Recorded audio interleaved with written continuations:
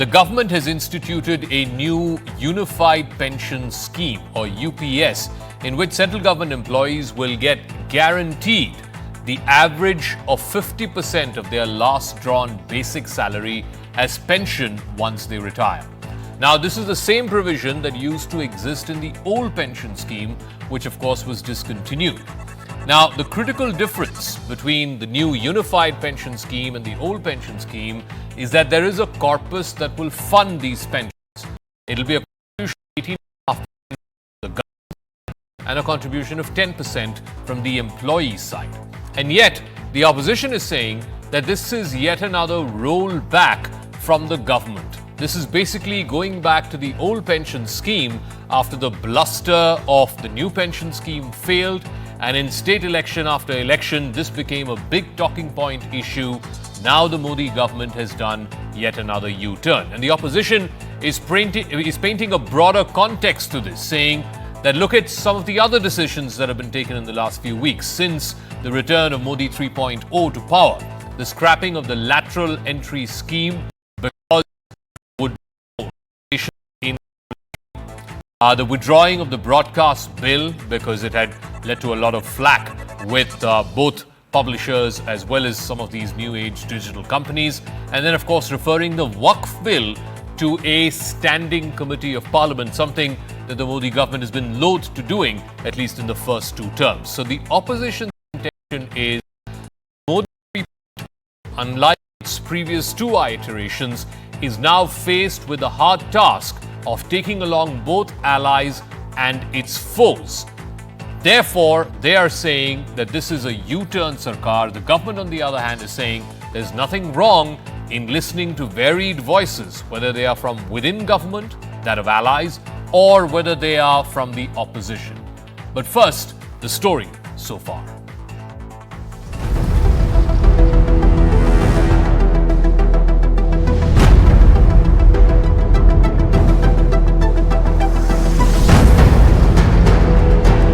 सबसे इम्पोर्टेंट जो आज के इस फैसले का बहुत ही महत्वपूर्ण पार्ट है वो है कि कर्मचारियों पर इस स्कीम का भार नहीं पड़ेगा। There is no change or U-turn from the NPS. You could call it an improvement in the NPS scheme. इस पेंशन स्कीम से आपने देश के अर्धसैनिक बलों को निकालकर बाहर कर दिया। पुरानी पेंशन का जो स्कीम था वही लागू करना चाहिए, ये कांग्रेस की मांग है। और उस फैसले के बाद आप देखेंगे कि न्यू पेंशन स्कीम ये भी लागू रहेगी और यूपीएस भी लागू रहेगी। जिसको यूपीएस ज्यादा फायदा दिखता है वो यूपीएस को अपना।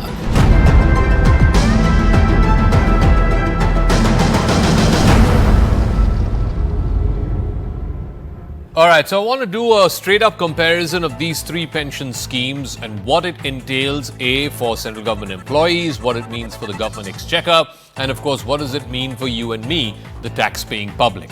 In the old pension scheme, 50% of basic pay, as was drawn at last by the employee before his or her retirement, was paid as pension. In the new pension scheme, there was no fixed pension post-retirement. In the new unified pension scheme, the government has gone back to 50% of the average of 12 months basic pay to be paid as pension. The critical difference between the old pension and the now unified pension is that in the old pension scheme, the payment was to be made entirely by the government treasury. There was no corpus of funds to make that payout. In the new pension scheme, the government's contribution was 14% of the basic salary. In the unified pension scheme, the government's contribution has been raised to 18.5%. The employee's contribution is at 10%. In the old pension scheme, there is no deduction from the employee's salary. So there was no corpus, no contribution from the employee's end as far as building this pension payout is concerned. In the new pension scheme, there was a 10% of basic plus monthly DA that was deducted. The same thing remains in the unified pension scheme. It's 10% of basic monthly as well as DA deduction. In the old pension scheme, the pension was transferred to family members, whoever was the nominee, after the death of the employee. Under the new pension scheme, the family gets pension if the employee dies during service. In the unified pension scheme, the family will get up to 60% of the pension amount after the death of the said employee. In the old pension scheme, dearness relief adjustment was made after every 6 months. In the new pension scheme, there was no adjustment for inflation.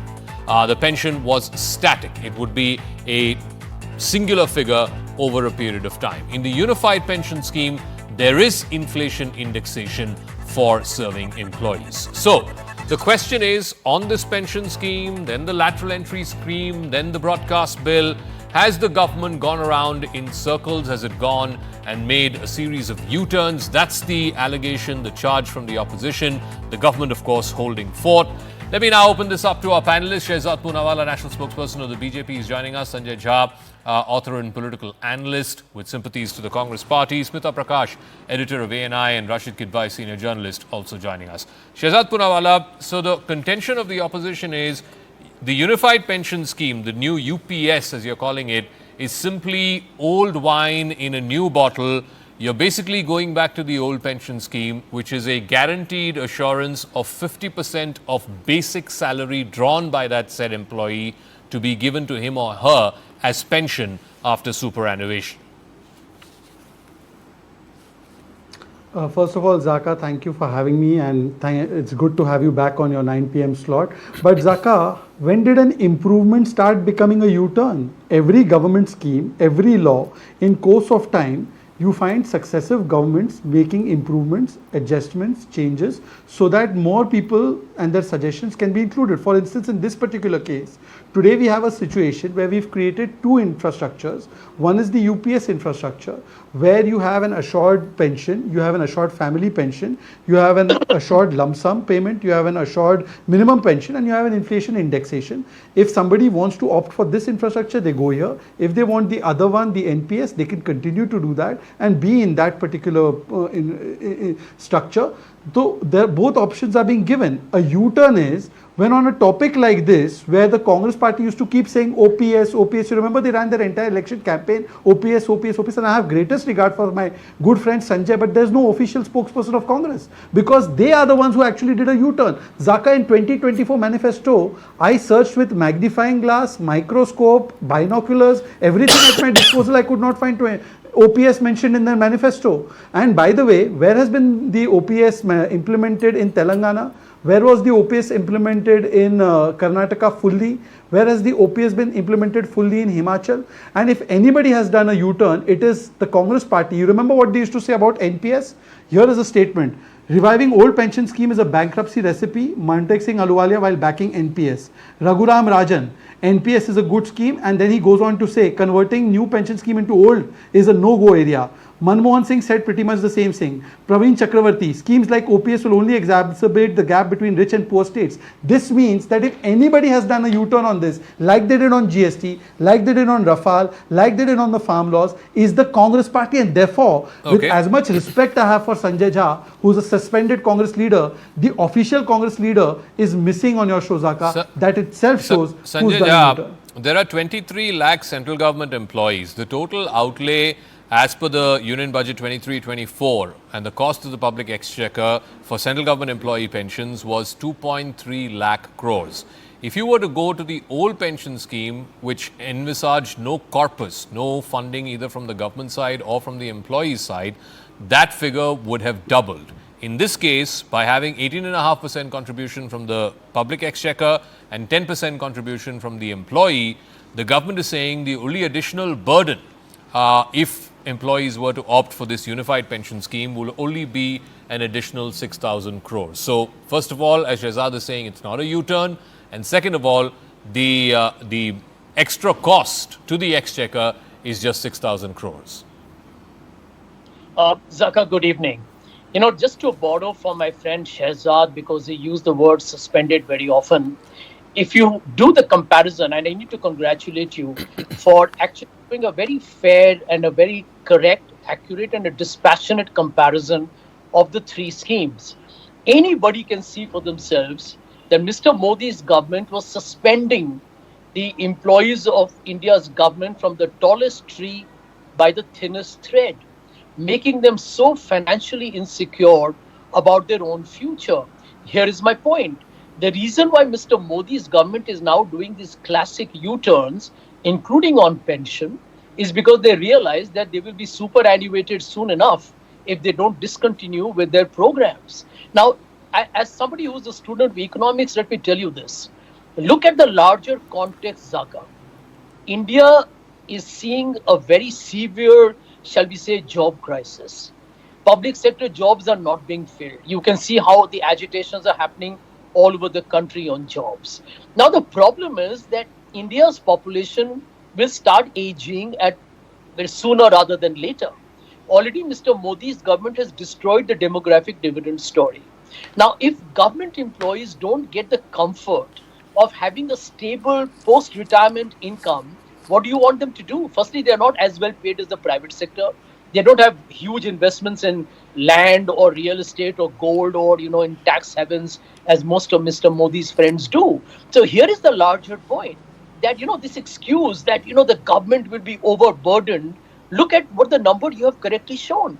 The government has to spend only 6,000 crores more as a budget outlay, and it gives a comfort today for those who opt for the UPS scheme, which is a desperate attempt to hang on to what they created, the coattails of they created, and yet tell the people that have brought the old pension scheme back. That is not true, because other than the fundamental basic pay to be paid, they have actually still kept the burden on the pensioner to still be part of the process. Can you imagine in the NPS, they were not even allowing families to get access to the funds of the person who died.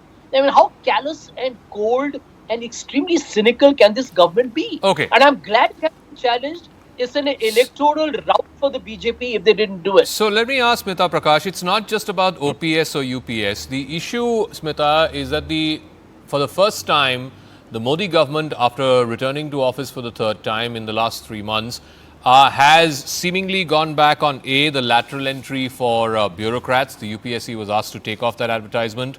On the Waqf Board bill, which was introduced in Parliament, which many thought that they would simply pass, like they've done with bills in the past, it was referred to a select committee because some allies had some reservations. The broadcast bill that was doing the rounds, that was circulated, the draft was then summarily withdrawn. And today, just today, Kangana Ranaut, one of their MPs, the BJP MP, has been pulled up saying she has no business to be talking about what's happening to Hindus in Bangladesh. What is going on? The opposition is saying that, look, all of this is proof that Mr. Modi in his third term better get used to how to take everyone along. Sabka Saath, Sabka Vikas, certainly that of allies seems to be the mantra for the third term, something that he didn't have to do in the first 2 terms. That's what the opposition is claiming. Correct. Zaka, critics of the government will see this pension scheme thing as a U-turn and a rollback of a weak government, just like they will say that about the other schemes which you just spoke about, the Waqf and the others, or Kangana's issue.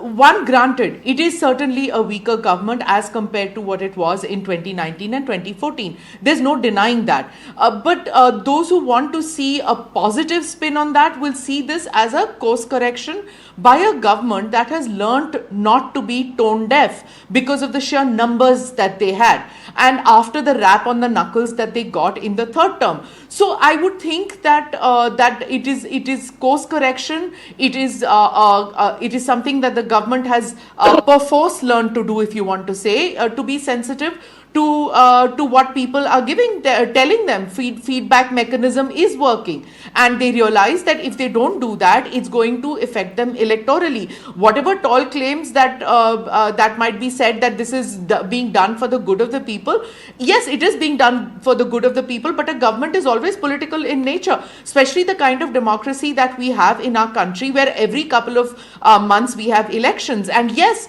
there's no denying that Haryana elections must have been in the mind. There are 3 lakh government employees in Haryana. That's a sizable number, and they will be impacted with the new scheme. So it is assumed that it will have some kind of an electoral impact, positive or negative, that remains to be seen, because whether it will lessen the annoyance or the sheer apathy that the voters have towards the BJP, because if they want to elect the BJP again, that would be a third time around, a hat trick which has never happened. So it's anyone's guess how it will. But there are some activists in Haryana and in Maharashtra who feel that nothing but the old pension scheme will work. They are not willing to accept the new one. And in Haryana, at least, one has heard that agitations are going to happen in full gear. Are they politically backed, the agitations? Of course they are, because the Congress has promised in Himachal Pradesh they will restore the OPS. It helped them in the 2022 elections, but it didn't help them in Rajasthan, mind you, though they said that.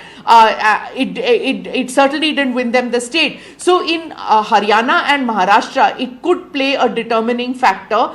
And of course, there are many other determining factors as far as elections are concerned. But it is important that the pension scheme found no mention in the Congress manifesto for the Lok Sabha elections.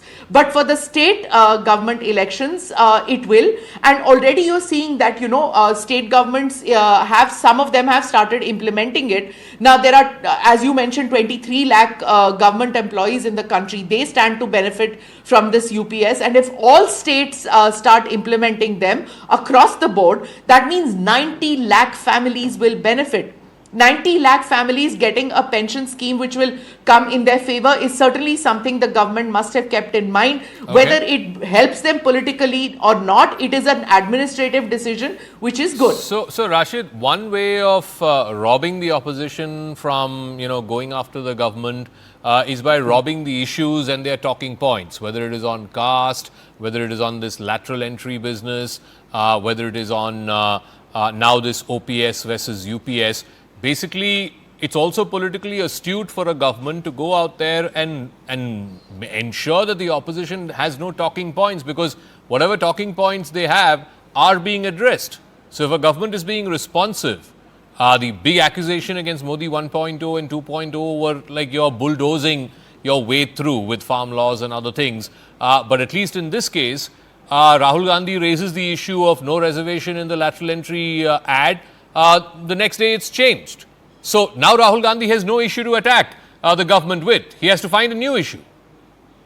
So Zaka, this is a one way of looking at it, but increasingly in terms of optics, Narendra Modi government is looking more like, PV Narasimha Rao government or Atal Bihari Vajpayee government, which is like accommodative, but without saying it so. The problem with BJP and NDA government is it's a victim of its own propaganda. For 2014 to 2024, the last election, a perception was created that Modi is larger than life. So Modi doesn't listen to all this sort of populist measures or so, but increasingly every decision of his, whether you call it a, U-turn or kind of realization of realities or robbing, the opposition agenda.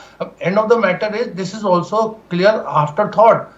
This United Pension Scheme was not there in the BJP NDA manifesto also. So they are increasingly doing to accommodate, and this purpose of accommodation is going to weaken Mr. Modi politically, regardless of that outcome. What happens in Haryana and Maharashtra and all those state elections, Mr. Modi is no longer in public perception is seen as someone who can withstand the kind of populist things or who can go against the tide. You look at all the editorials that are being written today. Where have reforms gone?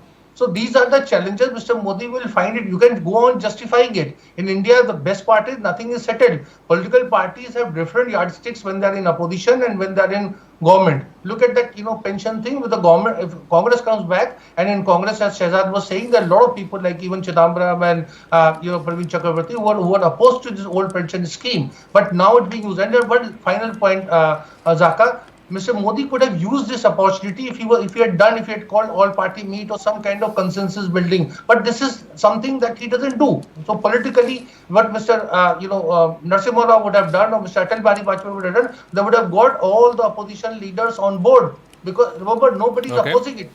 People are taking a pot shot at it, but nobody is opposing this unified pension bill. So Shehzad, the problem is that now the political reality, and this is what Rashid's point is, that the political reality is such that the Modi government, if they want to bring in either big ticket reforms or unpopular reforms or fiscally prudent reforms, they don't have the political elbow room to do that, and therefore they are now having to take allies along, take the opposition along, whether it is on lateral entry. And I believe lateral entry is a good thing for government employees, that you need specialists. There are certain areas where you need specialists, where you need technocrats, you need to be brought in from the outside. But the government caved in because Rahul Gandhi made an issue, and then Chirag Paswan made an issue, and then within 2 days, the government went back on it. Similarly, on the OPS, we all know how in the Himachal election, for example, in 2022, in the Himachal election, this was said to be one of the biggest issues which turned the election on its head, that the Congress promised OPS. Whether or not they gave it is a different matter, but it changed the perception of that election. The government, for whatever it is worth, is wary of Haryana, Maharashtra and other states that are going to polls and a large number of government employees in those states, and therefore does not want to take a chance, especially after what happened on June 4th. Zaka, I heard your quite long question and also the other three speakers speak, so give me just 45 seconds. Today, Zaka, on your show, I have understood the meaning of the phrase, heads I win, tails you lose. I'll explain how. Modi government had single party majority when it took land acquisition back. It had single party 303 seats when it took farm laws back, which by the way the Congress had promised in its manifesto. At that time, Modi was accused of being a dictator. तब भी मोदी सुनता था तो dictator कहलाता था, आज भी मोदी सुनता है तो वीक कहलाता है. ये मोदी करे तो करे क्या? Heads I win, tails you lose, Prime Minister Modi. करे तो करे क्या? It is like this, Saka. Let me explain it in a different way. Rashid ji will understand better. You know, when Prabhu Shri Ram used to take aim at Ravan, Rashid ji, that time he used to pull the arrow on the quiver of the bow. Pulling the arrow on the quiver of the bow does not mean taking U-turn or going back. It means taking aim for reaching a larger distance. Rashid ji, आपको तो ये कहावत समझनी ही चाहिए. And let me explain to you also how. For instance, today Sanjay Jha says that electoral purpose की वजह से कर दिया, electoral मार पड़ी, that's why we have gone back on this. Sir, please tell me very honestly, Zaka ji, when was the committee set up for this UPS? On 6th April 2023. Modi ji को 2024 के नतीजे क्या आएंगे ये 6th April 2023 को ही पता चल गया? No, we were always listening. We listened on land acquisition. We listened on other things. We listen now. We listen always. Therefore, the accusation that we are dictatorial, हम किसी की सुनते नहीं, is absolutely wrong. It was wrong then. It is wrong today. But today, conveniently, somebody wants to call us weak. So let me ask you two simple questions. You are very strong, no, Sanjay Jha. You have not hung the employees by their neck from the nearest lamppost, right? Then, when you promised OPS in Telangana, just yesterday the employees have said, junk your contributionary pension scheme and give us the OPS you promised. Where is Rahul Gandhi, may I ask you?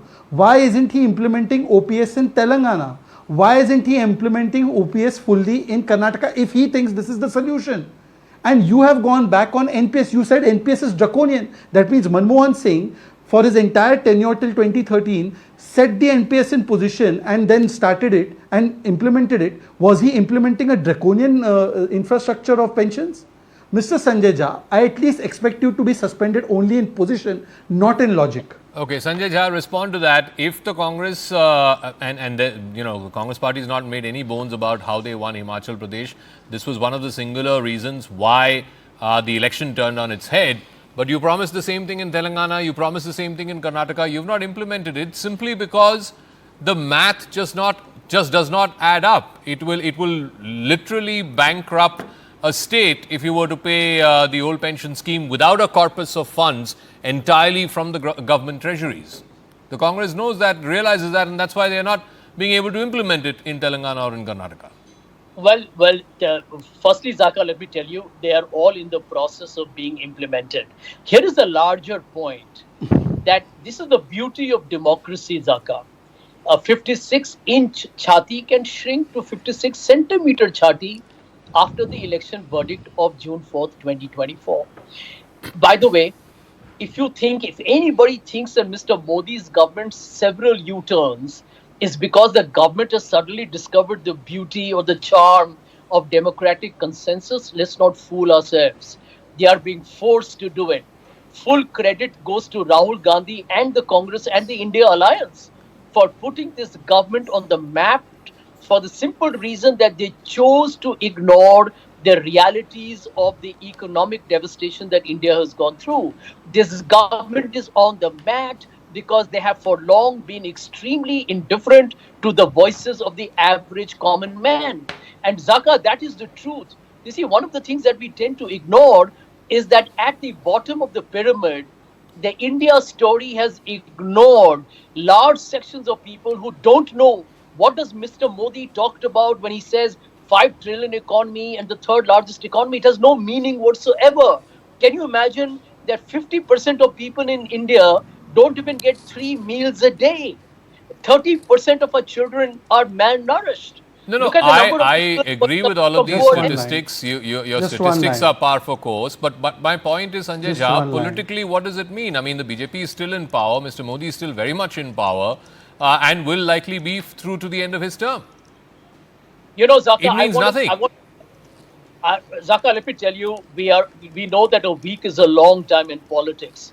I believe after the state assembly elections are over, Haryana, Maharashtra in particular, we'll wait and see what Just happens one in line. Jammu and Jharkhand.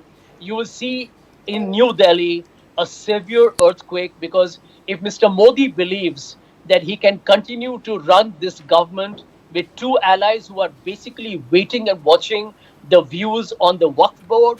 They saw how the UP government had passed the law on, shopkeepers having to display names. So- They go against the very constituency that TDP and JDU need. One line. So So far, you we've are- not one line, heard Zaka. anything from TDP or JDU, which seems to suggest that they are not in sync with the Modi government. But quickly, one line, Shehzad, then I need to give closing comments to both Just Smita one and to Rashid. Yeah. Well, with all due respect to my good friend Sanjay, I am not holding my breath for his next prediction. He has been predicting the downfall of Modi government in 14, 19 and 24. So I am not holding my breath. But Sanjay said that the OPS in Telangana is in stage of... One second, sir, I did not implement you and I am just getting one line. You said that it is in various stages of implementation, the OPS in Karnataka, Telangana and in Himachal. Sanjay Jhaji, because you're a very erudite speaker, I would like you to answer Telangana State CPS Employees Union State President Gangapuram Sthiti Pragna. When is the timeline for implementation of OPS fully in Telangana? Can you please answer that specifically, sir? Because you said various stages of implementation. So clearly a Congress leader is not on this show, but can you please tell us when will it happen by? Karnataka, your government's been in place from May 2023, Himachal from December 2022, Telangana for the last few months. Can you please give us a timeline for the OPS, sir? Well, to be frank, all I can say at this moment from what I know Yeah. is that the government is going to execute everything is promised in its manifesto. In terms of what stage, is it near closure or almost closure? That you'll hear it formally from the Okay, government authorities. let me ask Smita Prakash. I mean, Yeah. this whole thing about, there'll be a political Is it like earthquake after Garibi Hatao? Haryana, there'll be a political earthquake after Maharashtra. Does it really have any kind of bearing? Because look, the only thing that can change the fate of this government is if two allies, both of them in tandem, not one or the other, but both of them in tandem decide to pull the rug from under Mr. Modi's feet. And so far, we're not seeing or hearing anything from either JDU or TDP which suggests that they're already at the end of the rope. Look, we have seen in our country coalitions, lasting its full term. We've also seen them collapsing within days of getting formed, and right now it shows no signs of being weak. Rashid spoke about Modi brand having gotten weaker, and that people feel that here is a prime minister now who's doing these U-turns, who's not standing by his word and things like that.